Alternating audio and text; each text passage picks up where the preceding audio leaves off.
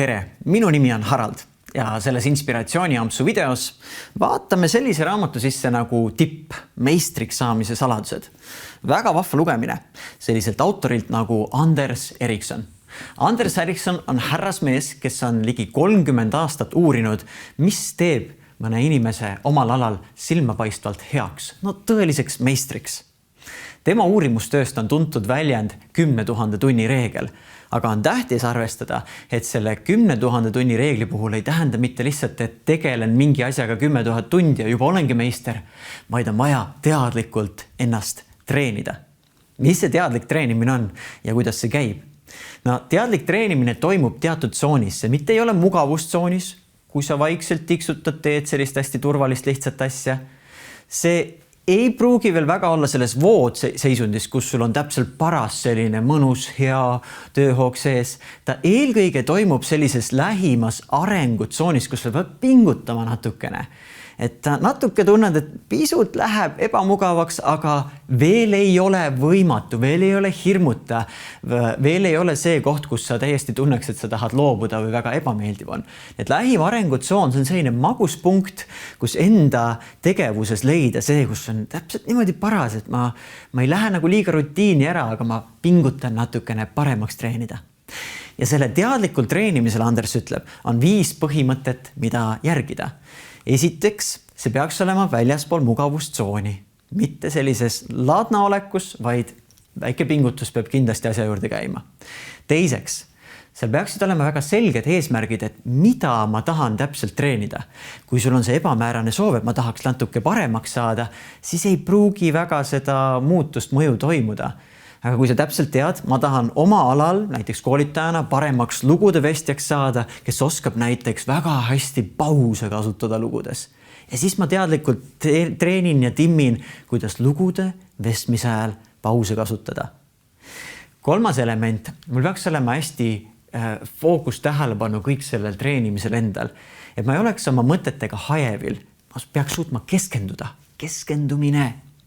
Ja 4. element, ma peaksin saama mingit laadi tagasi, et näiteks kui ma treenin seda lugude jutustamise oskust, siis ma võin salvestada ennast videosse, vaadata videost, vaadata, kas on midagi vaja muuta, või ma võin usaldusväärsetelt inimestelt paluda tagasisidet, mis nende soovitused oleksid.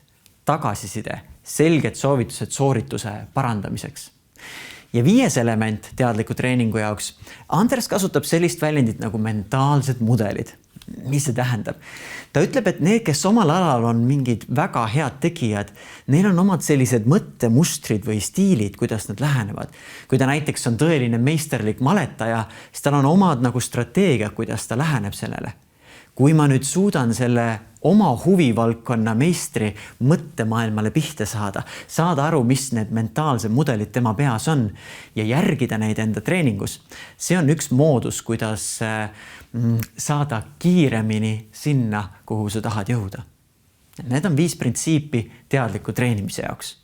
Ja kui sa nüüd enda jaoks oled valinud valdkonna välja ja sa näed, et tahaks sellel alal väga heaks saada, siis küsigi endalt 2 küsimust. Kui sa näed, et keegi on väga hea, siis küsi, milles see tema talent seisneb, mis teeb ta erakordselt heaks? Ja teine küsimus, millise treeningu abil ta selle talendini jõudis? See tähendab, et kui sa kohtad kedagi, kes on sinu valdkonnas väga hea, küsi, kuidas ta õppis seda, kes teda aitas, mis on head õpetajad või raamatud, kes teda on abistanud. Ja siis uuri, kuidas sina saaksid neid strateegiaid kasutada, et treenida ennast sellel omal alal väga heaks. Aga nüüd on üks konks. Kas sul on selge vastus küsimusele, mis alal sa tahad väga heaks saada? Kahjuks sellele see raamat vastust ei anna, et mis see sinu ala võiks olla, mis alal sina võiksid ägedaks tegijaks saada. Aga meil on üks lahendus sulle. Nimelt Roland Tocco koostöös Edu Akadeemiast kirjutame me raamatut, mille nimi on Minu elu kutse. Ja see on raamat, mis aitab inimestel leida üles selle oma teema, selle oma ande, selle oma asja, mis valdkonnas võiks saada väga heaks ja saada ka sellist julgust peale hakkamiseks, et minna, tegutseda ja treenida ennast paremaks. Kui see on miski selline, millele ka sina aeg-ajalt vastust otsid, et kas see praegune asi on ikka see minu valdkond või kui sul on väike unistus kuklas, et äkki see võiks olla minu valdkond, aga ma ei ole julgenud veel proovida või samme teha, siis me olemegi disaininud selle raamatu nende jaoks, kes tahavad saada selgust, et mida ma peaksin siis tegema ja julgust, et mul oleks seda pealehakkamist, et ma päriselt teeks esimesi samme. Kui see tundub sulle põnev suund, siis mine sellisele aadressile nagu inspiratsioon.ee/minu elukutse ja säti ennast kirja, et olla esimeste lugejate seltsis, et saada kõige esimesena teada, kui raamat välja tuleb ja saada osa kõigist nendest lisamaterjalidest, mis sellega kaasnevad. Minu elukutse, vahva raamat, kuhu sukelduda.